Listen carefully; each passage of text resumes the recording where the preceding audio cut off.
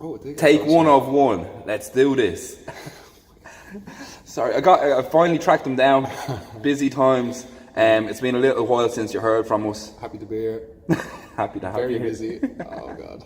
Yeah, What's the so Satori? what's the Satori indeed? November, December, January. We've missed 3 months. We've been that busy, but All good in the hood. Yeah, we were planning on doing one end of November, but the Dublin Open was on. We were flat out working for that. Then it was Christmas. We were going to do one then, but we were so busy lining up January that it didn't happen either.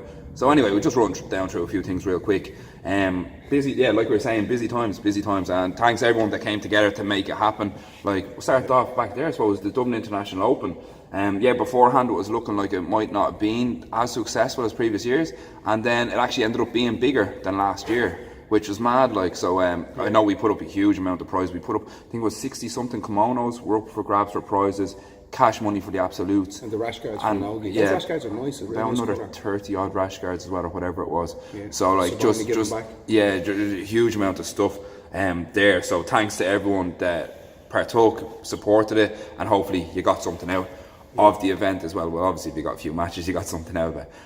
Yeah, it was a huge weekend for jiu-jitsu in the country. Competitors on our day, was there? Yeah, and there was another National bunch sports over competitors. the other way as well. Like I think, Yeah. yeah, you're over 1,000 competitors like out on the weekend. Like it's crazy to see how developed the sport is getting in the country. So good times, may the good times continue. Yeah, the growing arms. Yeah, before that, we were doing the November one. I don't think we put it up on one. We both obviously got our brown belts. If you haven't heard, we only put up a picture of Pat with his brown belt. Oh, wait. Yeah, because I didn't really care too much, to be honest, by that stage. Like, I got a black belt in karate when I was like 18 or something, you know, so... Belts mean a little bit Yeah, more. I know I people- could never get that black belt in karate, so maybe it is me hanging on to it a little bit more. Yeah. But on course to be jiu-jitsu black belts. Oosh. Yeah, it's just a matter of time. But, like, yeah, I've been training something like I was purple belt for 5.5 years, I think it was. So, like... You won a lot of stuff for purple belt as well. Yeah, I won a bit. So I had some bad injuries during purple belt as well. Was bogged down a lot. Like, I was busy out in other areas, like white belt, blue belt. Like, I got to belt, train a full lot. white belt, wasn't it? Purple belt. Then I like blew my back so bad I couldn't, like, with my legs straight, I couldn't touch my kneecaps for 2 years. It was that jammed up. Thankfully, we have a better we have a physio on board now. Remember one stage you wouldn't train so you could do the competitions? Do you remember that phase you were going through? So if you come and train, you're like, man, if I trained, I'm not going to be able to compete in 2 weeks. So you wouldn't train so you weren't sore, and then you'd compete. Yeah, man. Magic in that. Good times. And then off the end of that, then we've been so busy after those 2 years. Dublin- Obviously, I was busy with that, but so busy with other stuff. Didn't get to train as much as I wanted at purple belt. This thing here behind you had a lot to do with it, didn't it? Yeah. We got a lot of It's stuff looking done good in now. other areas. Like, I would have always been just thinking, compete, win, that was it. Sleep. And yeah, repeat. that was it. And then we got into obviously the coaching and stuff, and that was unbelievable. Like, it was just an accident. Well, we had coaching karate and stuff beforehand. I know most people watching this are jiu-jitsu people think karate is always shite, but it's Ground not. karate is what jiu-jitsu basically is. Yeah, pretty much. Well, no, so at the competitions, just sports. Karate is gi jiu-jitsu now. So if you're hating on karate, you're hating on yourself pretty much. 'Cause But it's not a vicious fight as such anymore. vicious. You're not allowed bite. You're not allowed fight. biting around. No, So but like a lot of lapels wrapped up, and it's a sports specific game rather than an Yeah. actual fight. So that's one thing we were talking about in America. You've all these lads marching around like cauliflower ears, tough as that, and Off huge, their tits on juice. off their head on steroids, and then they go out and they don't even fight. They just go out and wrap a lapel and hide. And I'm all for like jiu-jitsu, rapping this and the other, but don't be giving off one alias if you're planning on doing the other. Like, they're going in and straight away, like double guard pull and doing nothing. Nothing. Whereas, But that's the game. That's the game, and I enjoy that's playing what that it's game become. myself. But I realised that it's not what I thought it was. Yeah. But anyway, yeah. So busy times there. I was so busy with a number of things. and then Didn't get straight to out train. after Dublin International Open, we went straight out to Cali. Or are you still in November? Yeah, Still well, we're Look. still kind of there. Yeah, we got those brown belts. Tony was Like I was saying, originally I've been small, training. What was it? Yeah, 5.5 years of purple belt. And overall, I've been doing martial arts 28 years, I think it is. So yeah, like that's what I was saying. The brown belt doesn't really matter that much. Like, I got a black belt 14 years ago in martial arts. You know, so it's like, Once you've achieved one, yeah. yeah, it's like once you achieve one, you realise it doesn't really matter that much. It's the training, it's the journey, it's the progress. That's what really matters. It's not actually the belt. So yeah, it's just a matter of time before we get the other belt. I always Anyway. think it's mad interesting that, like, you in jiu-jitsu, or maybe it's from judo when I first started. I remember seeing this somewhere, I was like, oh, that is so cool. But you got one belt, you got a white belt when you started. and you wear a black belt when it went so dirty that it was black. That's it. There was no belts in between. So obviously it got all commercialised down the line, and with the kids, it's great for progression. You might have to wash that belt as well someday, you know. Well, imagine being given a white belt. They're like, yeah, you're a black belt when it's that dark that it's, and that take about 10 years probably. It depends. Depends what on how dirty those mats are there. Yeah, some boys out in the fucking out in the dirt. And the other thing, when they done that run down through the Japanese judo system to see why the staff was so prevalent, the main thing they honed in on was the belts not being washed. So do wash your belt, please. Don't just come back with this belt black being like shit stained belt. Oh, wrapped around you. Yeah, no staff. Clean gym. Clean gym's a happy gym, so keep it clean. Keep it clean. And that brought us into December, so we ran the Dublin International Open. We're going around crooked. There was 600 competitors, got it all done, and then the next day we flew straight. The Dublin International Open was crazy, wasn't it? It was a crazy out comp. Back in the National Indoor Arena, like one of the things that we started when we set up the club, we were like, all right, well, we had a number of things in mind. We done too many things at once for sure. But one thing was the club, obviously. That got up and going, and then we were like the comp. So we got the club going in the summertime. That December was the first Dublin International Open. That was in Westmanstown. Which, did you ever work down there? Did you? No, it was in another place on nights. Yeah, we would have been around there when we were younger at functions and stuff. So that's not that far away from us. It was part of our childhood. So we wanted to have tournaments in our community, you know, and that was a big part of it. We went from there to Blanche IT, where Pat was doing college work, etc. Scholarship, yeah, nice. Pat got a scholarship down there. I think it's only me and Ryan. I think Ryan from Sligo, and Ryan was nice enough to reference me at the time because I was plugging for it, and they were like, "Jiu-Jitsu, what's that?" And then I was like, "Nah, this chap Ryan done it over in Sligo, and he was the face of their thing." I think he medalled at some mad comps when he was on that course, didn't he? Like, yeah, Ryan's a good guy. Yeah, Ryan, even just talking to him, you know, he knows his stuff. Ryan from Alliance Sligo, and then so I got the scholarship for year 1, 2, and 3 for Jiu-Jitsu and ITB, and that was kind of handy out, wasn't it? Like, it helped with a lot of things. Like. Definitely. It was how many people out there are bothering getting educated when they're trying to coach. And still competing and coaching, actually, while I was in college. Like, I was like done the London Open, took 2 medals at the London Open. Would have done a lot of competing over the 3 years when we were there, and actually didn't fail an exam there. I don't know how I didn't fail an exam, because I'd failed all the other exams I'd done, but didn't fail an exam in ITB. I suppose once you're doing what you're meant to be doing, probably you'll fly through it. Like, so it just took me a little bit longer to find out what it was. It is a good point though, isn't it? Like, how many people say they want to coach or something or whatever, and then they don't actually put any work into being good at coaching. A lot of people. It was the vast majority. But anyway, so that's why we started doing comps down there, Blanche IT, and then they opened up that place down beside the Aquatic Centre, the National Indoor Arena. As soon as we saw it, we were like, this is it. Because we always wanted something like that around here, like, and it's kind of like Americanized. Like, the thing is, it's mad. Like, see that National Sports Campus is one of them in every community in America, and almost England as well. Like, when you go over and we're competing in Wolverhampton, Crystal Palace, the facilities they have that is their national indoor arena as well. Though. So you know, we'll have to go down through all of England to know if they have it good or not. But they do put more money into it. You see, when you go Northern Ireland and stuff, it seems like there just is more money in it there. But the point was that we wanted to bring some of the biggest, and we did, biggest tournaments in the country to Blanchardstown, Dublin 15. And that's what's happened. And then once we started doing it, I don't know why or how it happened, but so many of the other main organisers in the country also have their main events in Blanchardstown as well. So it's brilliant for Blanchardstown. If you're in Blanchardstown and you've ever... We're in the hub of Jiu-Jitsu. If you've ever read the book Outliers, that's all. That's all you need to say. If you didn't read the book, go read the book. Pretty much. So that was that. So we've done that tournament. I think just before the tournament. I think it was the week before. It was the week before, just before we went away. Obviously, there was a bit of a backlog on the belts in the club with me being at purple belt for 5.5 years. So once we got our brown belts, we could push some of the other guys on. I think we gave out one night. We done like 8 purple belts. And these are guys that are training with us when we had like over Animal Barbell the first night when our gym was Tuesday night 9 to 10 and Saturday 4 to 5. Yeah, the good old days. The good old days. Yeah, don't come. We just want to train. But and then the lads that have been plugging away with us since then, like, and it's time's gone by so fast. But come in now and there's just a wave of colour. It used to just be like 2 purple belts, white belts, and if we had a blue belt, we're lucky. Now you come in like the advanced classes, like 8 purple belts, 4 blue belts, the 2 brown belts, a couple of drop-ins from another gym. There could be 20 colour belts on the mat something like. No matter where you look, there's a different game coming as well. That's real nice, like, because like we try to encourage the lads to make their own jiu-jitsu as well, not just John Savage X-Guard or whatever, or Savage Deep Half, whatever. Don't just do what John's doing, go make your own game. I don't know Deep Half, man. You did for white and blue belt, it was your whole career. The hand, the guard would come out, underhook like, the underhook hand, underhook half guard, excuse me. But yeah, it is interesting. The group that we have, it was great to see them pushing on. And but like Pat was saying, they've been with us for so long, which is brilliant. And nearly every one of them started off originally with us as well, which you don't see that often. So like that's what I was saying from the community. They all more or less live around here, know us from around. They've all trained with us for so long. It's not like we're just like poaching people from other gyms that are already of a good level. Like so these are the lads that we played GA with, and they thought fighting was stupid and stuff, you know. And now and then the GA team might have fell apart or whatever. And that's literally like a lot of the lads that are training here would have been like from Peregrines. I was training with them in Peregrines, or John would have been out with them somewhere else. And just it's mad the way it's turning around. Like we're getting on a little bit older, and like it's actually. We actually haven't, it's happening kind of like. Yeah, and it's great to see. We took the long road at it. Like I was saying, like a lot of people, they might just try to get people of a higher belt to their gym.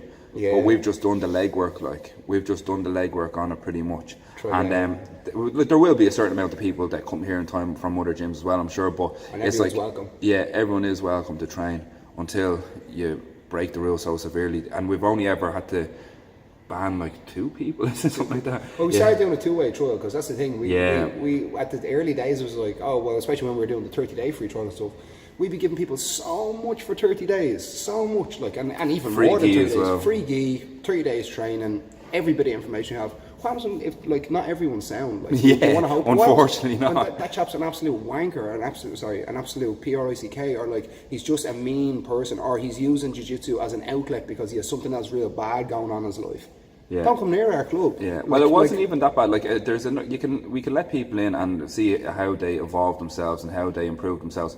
But it's the people, they're in a while and their happiness is found through trying to hurt other people in training. There's 1 or 2 of them. But even outside that, it's very rare that you made a very good rule, and that's stuck. That like if you obviously accidents happen. We've touched wood. We've never had a bad injury in the gym. But if you injure your partner, and it wasn't an accident, so like malicious, like I'm going on an armbar and John, and in the last round he cranked my neck a little bit, so this round I'm keeping on the armbar a second, and you injure your partner that he's out for 4 or 6 weeks, if you've injured them, you're out for 4 or 6 weeks as well. So it stops the injuries fairly quick, that because like training so much, like we were talking about like motocross bikes and stuff there the other day, and I used to love motocross bikes. I used to have a TM125. I'd go everywhere on it, probably 1 or 2 of the reasons I didn't get such good results because I'd just be out on the bike. But I went up the mountains anyway, and this and the other, and I remember I fell off one day up the mountains, and I must have hit the only rock that was in all of the mountains. I don't know, I probably chipped my collarbone, maybe didn't break, whatever, but I was out of training for 4 weeks. And I could just remember, I was like, I'm never getting back on that bike again. And it was because I had missed such a big part of my life. So if you put that back into retrospect, like there's people that, they might only get to train Tuesday, Thursday night, and then you have big Sally Johansson ready to break all legs and arms. It's not fair. Sally Joe. Sally Joe. It's not Is fair. Is that male or female? Well, that's what Terry called me the other day when I come in. My little brother called me that. He called me, what's that called me? Sally Johansson or something. And I was just like, oh, what? So it's stuck. But yeah, point is, don't injure anyone. And just long story short, we have a good group. They've been here a long time. We really appreciate having them, and we're going to keep that good group going. And when people do start seeing our success, like 5-10 years down the line from here, this was a big part of it, you know. Yeah. So no Sally Johanssons. Yeah, no Sally Joes. What else was there? We went straight December, to America. yeah, we went straight over to America. We finished up on the 10th. Yeah. 10th, flew out on the 11th. I think it was the 12th, yeah. Or was it the 11th? Yeah, it was one of the other days. And we were out pretty fast. Like we just had enough time to pack the bag. Oh yeah, and I put my wrong name on the flight as well. So that's special. Yeah, we're always doing stuff like this. Well, are we? So Castry Sherishan. See, we went last year when we went to the Worlds, right? John was like, "Oh yeah, I'm saving money, man," and we done 3 stopovers. He saved about $70, I'd say, on these flights. And how long were they? 36 hours to get there. Yeah, it was over 24, but it was a couple of delays. Yeah, we were really fucked. Like when it we really got was there, fucked. like we were proper, just like where are we? Like for a start, it took us 2 days. John was sick for the whole trip. I only got him out of bed to win the medal. Basically, had to drag him down the venue. I was holding up. I think because John was sick, I wasn't sick. Then I had my first match. I won my first match, went back into the bullpen and collapsed. My sickness kicked in. It's like, oh yeah, I remember you're like, oh, it hit me. I didn't even fall over. I just literally died. Like I was holding up till that match, and then like we should put the photo. I still have the photo on the phone. We should put it in the vlog of this of you in the bed before. Like he could only lie like as if he was a pregnant woman or something upside down in like a maternity position. I was like, John, man, we're leaving in about 15. You alright? It's just like, ugh. Anyway, then he goes and wins silver medal at the World, so it was actually mad, wasn't it? Yeah, but like it was so strange. I can't really remember much of winning that medal. So like it's like it doesn't seem like it happened. At the first match, I remember part of the first match. I went out and I was like, oh, I just have to do something here. I have to do something to get the match going. And I went to shoot at him, but I just collapsed. Yeah, I just fell over. It's like, oh, maybe shoot again. No, I managed to get it back to butterfly guard and do the inverted armbar off it, but I don't know how. But there's something weird from that, like, because the amount of competitions that I know you're very good in competition and mindset, and you've been competing, like, but there's a lot seem like you build it up and this, that, and the other, and like you literally weren't even thinking about the comp, you were just thinking about survival or something, and then you do so well in the comp, you know. Yeah. So whereas if you build up the comp that I'm going to do this, it actually happened to me last Friday, like I'm going to do this, it's going to go this way, and then something changes, and then you're just like, so. Yeah, it was an interesting tournament anyway, wasn't it? Yeah, it was a good tournament. Learned a lot. I'm still injured from it, for fuck's sake. So I learned don't get suplexed. Okay, well this is December just gone. Yeah, this one. So that comp there, the one last year managed to pull a silver out of it. This year it didn't manage the medal. This year we all got very good draws in the first round. Like we basically fought, like it was a bit of a wake up call for me. I fought the division winner. He won the absolute as well. He was the standout guy though. He was.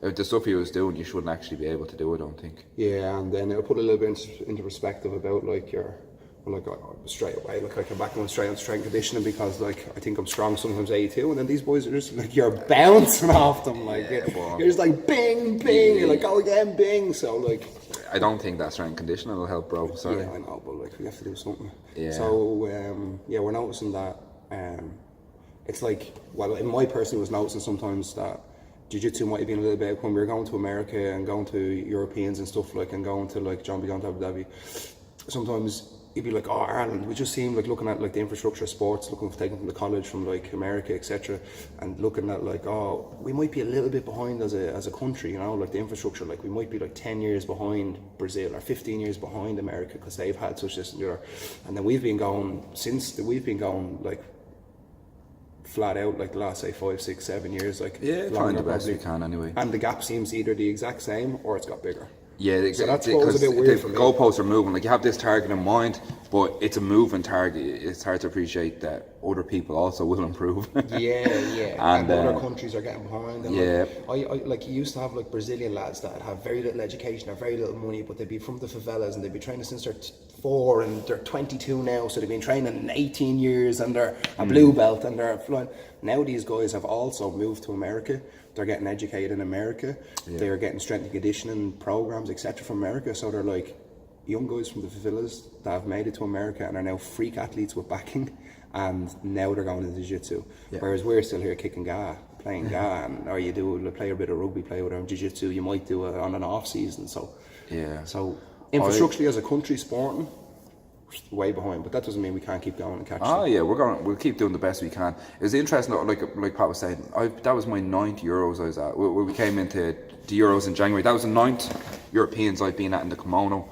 Been to 4 or 5 no-gi. I've been to the Worlds, like you won the no-gis, didn't you? Yeah, then went to the Worlds like 4 or 5 times. Been to Abu Dhabi 3 times. I can't remember anyone winning an adult category in the kimono at one of the major comps. The major comps being the Brazilian Nationals, Abu Dhabi, someone taking a gold medal in Abu Dhabi, the Worlds, the Euros, or Brazilian Nationals. I think there was only one Pan Ams. Only one Irish brown belt or black belt to even get out their first match at the Europeans this year. Yeah, like in the adult divisions, like the adult division, only one got out their first match, I think. Which is mad. When we have good guys over there, like really good guys on the circuit. Oh yeah, we'll have the best. Like at the Euros every year, like many of the top competitors of the country will be there. It's not a case that they aren't the best of the country going over there. It's just the best are going over, and they're usually not winning the match. So that's just what it is. That's reality. And I know, like we always want to say, you know, talk ourselves up. Oh, we'll get there someday, and we will. But like the reality of the situation is, we're not winning any of the adult divisions. Like in the males, obviously the women can train with the men and they can get their level up higher there. The masters can train with the men and get their level up there. The men have no one to level up against, and then they don't win anything. So and that's just going on an elite mindset. Like obviously, like we can win competitions in Ireland. If you're an Irish person, good chance you will. You can win some of the regional comps and stuff. Like I won the London. Oh no, sorry, the English nationals there this year just gone, and stuff. Which is still just a regional comp though. Like it is reasonably big comp, but it doesn't really matter who wins it though at the end of the day. Yeah. But anyway, yeah. So that's just the lay of the land. Flat out in December then to competing. Into Crimbo, then into Christmas. It was the first time I actually ever took a break for Christmas. Like. Yeah. It's the first time in about. I fucking had a break for a while now. I still can't train after that throw in December. Like. But you've done a lot of stuff since. Like, yeah, I've been trying to stay busy in other areas, but like, jeez, your man got me. It was so annoying. It was like all the areas were 6 by 6 meters, and I went in on an arm drag, and he headbutted me, like he dropped his head, like he did.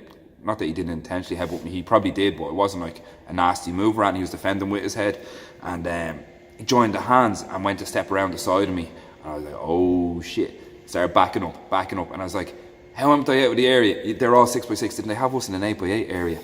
Up and over, boom. The impact, man.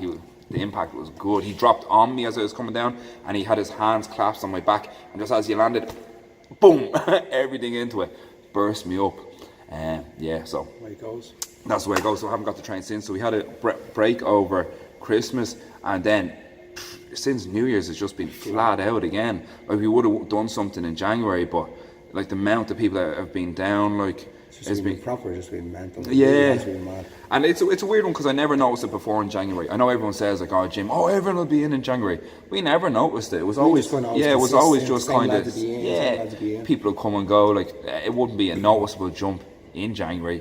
It'd be just kind of normal, like but then this year it was like, what is going on? Like, especially like some of the other areas. Obviously the kids, like I think some of the kids' class were full, weren't they? Like some of them were more or less full, and then we had to. Well, like that's the thing, we're full, but then everyone should be allowed to learn jiu-jitsu, and then like so we are full, but we're just like still accommodating anyone that comes through the door. So like, and another area we've broken into, like, seeing with the vast amount of kids coming, and it's shocking the statistics they're putting out on kids now. They're saying like 1 in 60 kids is autistic. 1 in 60, that's like higher than that, well, that's what they're saying and stuff. So like, because if it's going up now, it would be, is that the ones born now or over a total amount? If the stats are going up, the ones currently being born is higher, will be pulling up the whole stats. So like a lot of kids that we're teaching and training are special population. So like we're doing special population training on Fridays, and lucky that we cover that in the degree and how to work with children that need a bit more assistance. Cause like that's a good point actually, because the amount of people who actually know how to coach children in jiu-jitsu is so rare, and then to actually be able to coach special populations within that. Yeah, so when we were doing the college course, and like Yanis and Jamie are on the same college course, but it's in par, Blanchard are in par with Special Olympics Ireland. So they send like their Special Olympics Ireland athletes to the college once a week, and it's your job. It goes through the class will take a group, but it's 3 or 4 people from the lead of the class. So like for a whole year you're working weekly with Special Olympics Ireland, like, and you wouldn't know the skills that you get from it or the areas, and then breaking into children's experience like in children, and just it all tying over. And it's reassuring now when they're like, well, can we write a program for a kid that needs a little bit more, you know, like, is it going to be 1-to-1, is it going to be 40 minutes, is it going to be 1-to-3, are they all right? And that we're able to cater for them. So we're starting to branch into all the other areas, because we got the core right with the kids, and now we're starting to do the surrounding areas a little bit, which come with the core, I suppose. Yeah, very good. Yeah, so it's stuff like that no surprise that we have a successful kids program. I think a lot of people out there still see it as like a babysitting service or something. We had that for a in long other time. In other gyms, I mean, like parents to an extent. Yeah, of course, in other gyms. And when I was doing the stuff going to the halls and to the creches, a lot of times parents would come. Like we'd be doing a class of ABC for 3 to 5 year olds, so it'd be 10 5-year-olds. The parents would dump them off and sit there drinking coffee, and they'd be talking louder than the coaches trying to run the class. And I had to say to them once or twice, like, is this about the ladies getting out for an hour to meet up for the coffees, or is it about the kids' actual development? Like, and it came apparent that for 50% of it was about, they just wanted to have a chat and get the kids out of their hair, and no one cared how much the kids were improving. That's bad. Like, it needs to be a parent-coach combination for the kid to go forward. The parent has to give as much after training and before training at home as the coach can give when they're there, for the kid to actually go. Like if the kid's like, mum and dad isn't even watching you, like why am I even doing this? Like a little bit's tied into it, you know. You can understand that as well, though the parents might be run off their feet, but that's why we're lucky we have a separate area for the parents, so they can go and they can chat in there if they want. Yeah. Now, because we're not stuck in like a school hall or something, so the kids can come out here and get good access to the coaches, and the parents can go shopping centre because we're only a few minutes from it. They can go, most of them just go on their phone as most people do, or you can just have the chat in there. We have tea and coffee here as well. There seems to be a couple of little, like, that's the thing, you almost have your click in on the mats and the click, and then you have the click with the parents. They have a little crew going now as well, so it is nice seeing them all come through. And just the competition just gone, a lot of the kids that would have came through the beginner programs, they'd done their first competition, and it was not, because the parents were there, it was their first time at a competition, so the parents were supporting each other, and it was just nice to see that first kind of step of progression.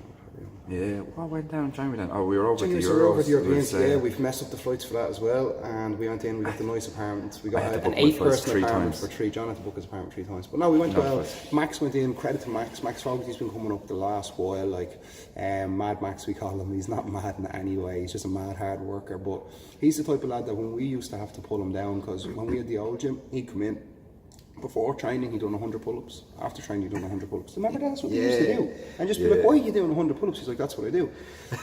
So he'd be doing 100 pull-ups. He'd be training 4 nights a week and doing 100 pull-ups before and after. And I was saying, maybe it'll hurt your chest. He's as strong as an ox. He's just hard-working guy. And a credit to him, like, he went over to the Europeans, even though our flights were messed up. He's 17 on his own. And did he put 3 or 4 matches together? He got a boy in 1 round, then he won 2 matches. Okay. So he got a boy in 1 round and won 2 matches. But, like, when I was 17, like, other people were 17, like, if my coach wasn't going, well, maybe we were a bit different, but a lot of people, if my coach couldn't go for whatever reason, they wouldn't be going. So it meant more to me as a coach seeing Max, the initiative getting up and going, and it resulted in he performed really, really well. He had some serious fights, like. It goes to show the standard at the Euros though as well, like we were saying as well, and I know like we do usually get medals out with the white belt, but the standard, Max only won 2 matches, and fair play to him for doing so, but then he came back and just the weekend gone there, start of February, he won the Northern Irish Open. 3 matches. 4. He had 4. He had 3 submissions, and the 4th one he was up by 20 odd points, I think. And so like it just major man after the 20, it was 26-0. Oh, there must be another match then. So he won 3 by submission, and he won the other one by a big points margin. So that goes to show like he's submitting everyone, and then he can't even get close to the medals at the Europeans. Like it's what's going on there. Then that Saturday he came back down. We were all up at the Northern Irish Open. We came back down at the Grassroots here on Sunday. It's hard to get Max Lally matches, and Christian trains here. We have a very good relationship going with John and Yvonne, and also we always try to get Max Lally a match at the kids leagues, because at least if he's getting 6 a year, at least 6 super matches, so to speak, a year, at least that should keep them leveling up. And Max and him had a super match, and it was unbelievable. It really was unbelievable. There was very little coaching. Just sat back, kind of let them do their thing. Great technique. Tit for tat, scramble for scramble, and in the end, Max Lally caught Max. There was just a mad scramble coming in and shot up a triangle. That was it. You'd expect Max to write, well done, you're just back from the Europeans last weekend, you just done the Northern Irish Open, you just had a super match there, go home and relax. 10-minute super fight sub only. No, he done the adults grassroots. Yeah, he done the adult grassroots and won that as well.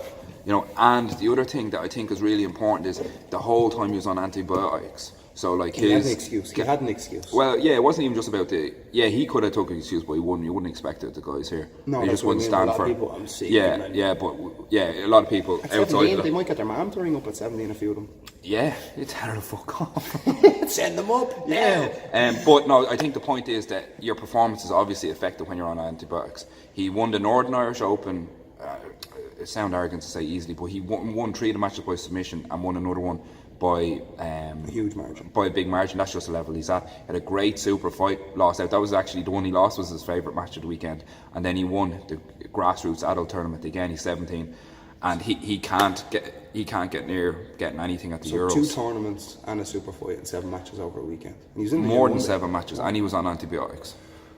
And he was he working at the tournament as well? Yeah, that's the thing. He was like, working at the tournament as well. I need cash, and I was like, man, you have a super fight. And you're like, yes. He's like, I need cash. I'm working. He just put on a bib and started working. That was I think he was out Saturday night as well. You know, like. Thanks. Yeah, but it's just fair play to him. Yeah. Like he's a credit to the system that we're running here. He's a credit to himself, and we'll just keep plugging away. And he got, after that weekend, we just gave him the blue belt as well. Yeah, so it was well deserved, well coming. Yeah. And now because he always calls you out as a white belt. So you're like, stop asking me to roll, Max. And then so now it's not so After bad. you. He's after you constantly. But And that's I think what you need. the same weekend, because we were at, well, we ran those events, like we were up in Northern Ireland. Actually, if we can never mention, Pa had a really good performance up there as well. Got the finger out of the hurdle and done pretty good. It was quite good though, very good control. Whereas like so many times when we were competing before, it was like, not erratic, but it was like a fucking, it was good to see just a level of control and picking people off. The submission we were practicing on Thursday morning pulled off in the competition on Saturday. That was their first time doing that competition, or that submission, was it? Yeah, probably. from the back, yeah, it's nice. Yeah, done it really well. So it was But we're really trying to good. go, because we were whirlwinded here the last couple of years, so we're trying to just go back to the competing where it actually mattered. Like there was a time where we were competing, and I remember seeing John in this phase like that. He was just competing everywhere. Win, lose or draw, it didn't matter. And it was about the matches. He'd come home, like the amount of times John come home, we'd be like, how was it? And he'd be like, telling me all this, but the medals would still be in the bag. He'd be telling me all about the up and down. I wouldn't even see the medals. I didn't even know he won double gold. Because it wasn't about, I think as well with social media and stuff, it's all about how good you look on a podium. Yeah. Once you can get that out of your fucking head, it's pretty easy to compete like. Yeah. Once you can compare, like, and that's why people are like, oh, do you record your matches? I never put a camera down to record myself on the table, because as I'd walk out onto the match, I'd perform different. I don't know why it was me, so I'm just trying to get back to that balls to the wall. It doesn't matter, win, lose or draw, you're there competing. I want to compete 12 times this year, and we're on to course for it, and then see how it goes in December, and then redo it next year. Yeah, because that's the interesting thing about the social media. Because like say we put stuff up just for marketing and stuff, try to get more people in, show them jiu-jitsu, maybe make a bit of money off the back end of that. More often than not, like, because we've had over 1,000 people through the door, so usually they don't stay, but whoever does stay, happy days. But that's why we usually put stuff up. But like, if you're putting up something from the Northern Irish Open, like it's or well, not that one, any Irish competition, it's only a relatively small competition, you know. And if you won something at white belt, you're still just a white belt. And it was you a know, brilliant go tournament. Fair play to Leah for running fair it. play Real to good for Leah. tournament. But the same with us, Real say nice if they win at the Dublin International Open white belt, you still just won a white belt. You know, that's beginner. So fair play to you for winning, but go and do a blue belt, go and do a purple belt, go and do a brown belt. They're all just the beginner intermediary belts. You're still not even a black belt. When it counts at black then go belt, win at a black belt. When you win a black belt, go win the world championships at black belt. And then you won't even necessarily need to post up that much because everyone will know who you are. By that stage, it works, actually, but if you spend most of your time thinking about getting footage for social media and stuff, you're never going to get anywhere near there. And that's the weird thing. You see people like they're training a few months and they're putting stuff up, not necessarily jiu-jitsu, in anything, powerlifting, loads of stuff. And they're training like 6 weeks, 8 weeks, 10 weeks or something, putting it up. Fair play to you for getting started, you know, but you have to be doing it 10 years to be halfway good. Like we've been, like I was saying, I've been doing martial arts 28 years. I'm still not that good. You know, I'm better than a lot of people that be around perhaps, but I'm still nowhere near the finished article. You know, I've been training jiu-jitsu full time 8 years now. I've been coaching 6-7 years full time in that, and we coached karate beforehand. Still not great. You know, still better than a lot of people, but still like a long way to go. That's why you strive on so well, because we're never a finished product. Like we're always trying to better ourselves and doing it better. And oh man, that kids program. Like I've rewritten the kids program. Like it's constantly being rewritten since the kids program was started here. It's never like we don't have a finished product. Like sometimes the coaches are like, because it's always open to be upgraded. It's just like you need to come over on Saturday and we need to sit down and talk about the last 3 years and start axing out this, that, and the other again. Yeah, it's same with the adults, because because there is no set curriculum in jiu-jitsu and stuff, and you're always learning stuff so much better that we can always upgrade. So it's like the stuff we're doing is constantly in a state of flux. We don't have like the line drawn under this is it, because we keep going past that line again and again and again. Better ways to do things. Let's see, even we had a lad over from one of my good friends, Lara, over on Thursday night training. He's a purple belt from Gracie Bahad on drum. He like lived over in Vancouver, trained over in Vancouver. He's there, so he's a lot of flavor. Upended one or two lads, did he? Upended one or two lads. No, he's a savage. He's really good at jiu-jitsu. He's really good at MMA and all that sort of type of stuff. But he just moves a little bit different. It's a bit of a different style. So it's nice when you have someone from I know that's kind of common knowledge now, but it actually is nice. I do the X-Packs this way, and then because they're getting it taught that way, they do it just a little bit better. You can improve off it. Loads of way to improve off it. Like if you just look at the way they're moving, and then if you move it, make it like cross your own with it. Somewhere in the middle will probably be Yeah, definitely cross-pollination. That's mad, ending it up in his garden, you know, he's doing the arm across back takes, you know. And That's Gracie, Chris mad Bowe. that he's actually from Gracie back and he's actually doing this. Oh, of You know what I course, mean? yeah, they all be at that stuff. Yeah, all the back across stuff. No, so it's real nice because we were only drilling that a couple of weeks ago, so it was nice that I actually knew what was coming, but it was nice to feel it, like, yeah, so everyone has their own style and it's about mixing their styles too. Yeah, definitely. It was good to have him. So that was it. Yeah. Oh, sorry, I almost forgot. Yeah, we ran that competition. So we were up in Northern Ireland we were up in Northern Ireland. A great comp up there. Yeah. I'm sick as a dog still. Like, Yeah, fairly run down. Week and a half. Thursday, Friday, we done all the bracken, all the south for the kids come Yeah. here. That was like, Yanis was in on it. He does a lot for us here now. He's really coming through. And then, so Friday night we went to bed, and then obviously, and then Friday we went to sleep, and then Saturday morning we left. You left really early, didn't you? You brought the lads up. Where were we? Oh, up in, yeah, I forgot that. The fucking Max had premiere on the maps, and we had to go collect Bo and Jackie. She was running the table, the sub-only table up in Northern Ireland. Really nice chatting to her on the drive up. But didn't he bring us to the wrong place on the Google Maps, Mr. Premier? I mean, that's the start of the weekend. Yeah, I was like, just explain how this happened. Because I could have gotten, like, it added like 30, 35 minutes onto our journey. And we just got there 5 minutes before Max's match. Thankfully, it was just delayed by a couple of minutes, so we we're okay. And he was like, oh, when he put in the address, it gave him 4 options. So he just randomly picked one of them. And that's where we went. I was like, that's 1 in 4 chance of getting the right place. Logic in that. Logic in that. He wasn't having it. He wasn't having it. He was right, of course. He was right. So that was 6 o'clock in the morning or something, like driving around wrong place. So we got up there and then we were all competing, and then the comp finished up. Yeah, it's good comp. Yeah, it was real good comp, good atmosphere, and there was a good bunch of us at it as well, wasn't there? And all the guys done really well. Obviously, Max and Pat, yeah, and we had a few other guys out as well. We had Larry, Johnner, who else was up there? Jamie Dixon was doing well, and then he just tweaked his shoulder a little bit, so he just is getting work on that now, and he's going to double down on fixing it. But yeah, the guys were doing good. Yeah, and then so we finished up there, and then we came home. We drove up. Premier doing well. We drove all the way home, and then we got a bit of food in Blanchardstown with everyone. Yeah, it was mad. The guys were in for food. I had to drive back into town, drop off Jackie, and then we came back. We were going to get food in town. We were like, we'll just go back to Blanchard. Like, we'll go now. So walk in. Lads were in there. Didn't even tell us they were going there, Ranton. And then it was deadly because loads of the teens from the teens program were in Blanchardstown. Yeah, in Nando's as well. Nando's so is packed. Gang of us in Nando's at one stage. It was jam packed. I couldn't believe it. If we hadn't have sat down with them, we wouldn't have got a table. And all of it was teens, and they're all buying like these platters and stuff, 15, 20 quid worth of food. Banging them out. We never even were able to get McDonald's when we were teens. Like platters. What the fuck? Dad being from Cavan, like no fast food. No, but I think it was just normal. Like there wasn't many takeaway places. Like true, yeah. It was. And then Saturday night chill, and then Sunday couldn't get much sleeping on the Saturday night with the kids, even though you think you're relaxing on. Next thing, bang, night 300 terrors, kids, night terrors, 300 kids on the Sunday. We banged them in. More. Was it? Oh no, yeah, sorry, true, yeah. All the matches in, and we got them done by about 1 o'clock. Then the adults grassroots comp started. We were really happy with that because like Gintas and a lot of lads are the next wave coming through. There's another way, and they're just starting to chip around. Yeah. But like they're showing up, like they're winning some, they're losing some, they're learning a lot in the matches, and at the end they're like buzzing. So that's what's most important to see, that they're just like, yeah, that's what it is. Like they don't care if they win or lose. They're getting matches in, like, so it's deadly. Yeah. And then we were back into the car, and we were back to Belfast for Jamie Nolan's cage fighting debut. It's hard when you when you're writing down, like we done a Facebook post, but like there was so much in that, emotionally there was so much in that weekend. Like, so you're on a high from winning the comp, then some of the kids are getting hurt or whatever, like the kids are winning, then you're on a high from the kids, then there's some parents screaming in your face about a delay, and you're like, right, grand. Then the adults are going in, and then it's different, and they're a little bit nervous, so you're trying to be a little bit more chill, everything's and then next thing you're at a cage fight and you're back like it was literally just like, I got home Sunday night, it's just like and I've been sick since.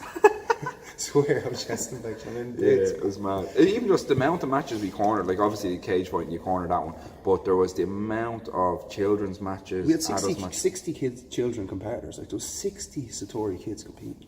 Did they all compete? There was 52 or something, and then 8 from Monaghan or 4 from Monaghan.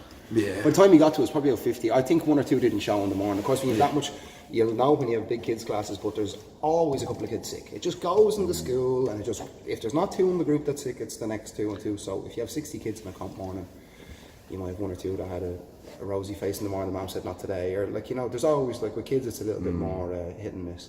But like, yeah, just a huge amount of matches cornered as well. Yeah. Like that's it. Like we're going into the MMA, and it's like, I was like, oh, because it was only our second amateur MMA fight in total. I was like, my first time doing the corner. Last time Pat and Stevie done it because there was only two, and me and Jay were behind. But this time it was just me and Pat, and it was like bit new. But then when it started, I was like, geez, I've cornered like 1,000 matches or something probably at this stage. So obviously the skill set is that bit different, but yeah, it was great. And Jamie, it was so good to see for Jamie because he's been working so hard for yeah, it. he really worked for that one. Yeah, he was planning on doing one previous, and his body just wouldn't keep up with him. With the training yeah, he was doing. and He was out for 3 of the last 4 weeks, and we were like, man, how are you going to walk into that cage if you can't walk into the gym? And we didn't know how to say it to him because he'd been putting everything into it. Yeah, because there's so much. I'm a bit of a thinker, but like it was really playing on you, man. Every time I seen you in the corridor, you're like, what's, you know, like I was just like, man, what? Like, and you were just, like. Because Jamie wanted it so much. I thought even though he wasn't prepped for it, he wasn't trained for it.